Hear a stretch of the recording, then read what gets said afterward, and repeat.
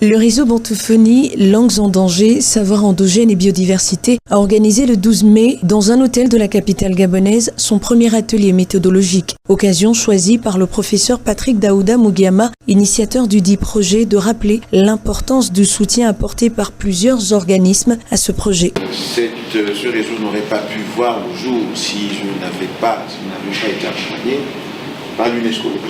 J'ai été soutenu par différents organismes, dont le DG du CICIBA. J'ai rencontré le secrétaire général de la CEAC au moment du montage du dossier et sincèrement, je vous remercie pour cet accompagnement.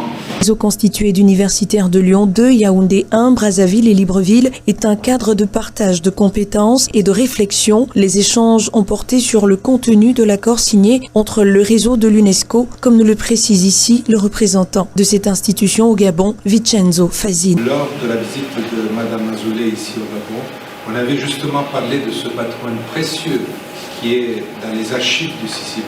Moi, je dirais que c'est le début d'une grande coopération. Chaque participant à cette rencontre a évalué la liste des activités de formation et de recherche devant permettre la description, la valorisation et la sauvegarde des langues et cultures bantoues dans le prolongement et l'appui aux activités du CICIBA. Professeur Omer Massoumou de l'université Marion Ngouini du Congo-Brazzaville. C'est vrai qu'on ne pense pas la même chose sur le même objet, il y a plusieurs regards.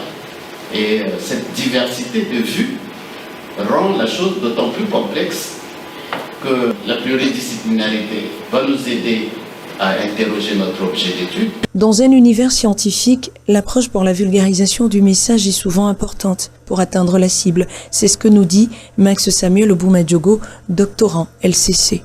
En général, les scientifiques travaillent un peu pour les scientifiques. Parfois, volontairement, ils oublient que la science doit aller vers le grand public. La consommation finale est quand même faite par des gens qui ne connaissent pas la science.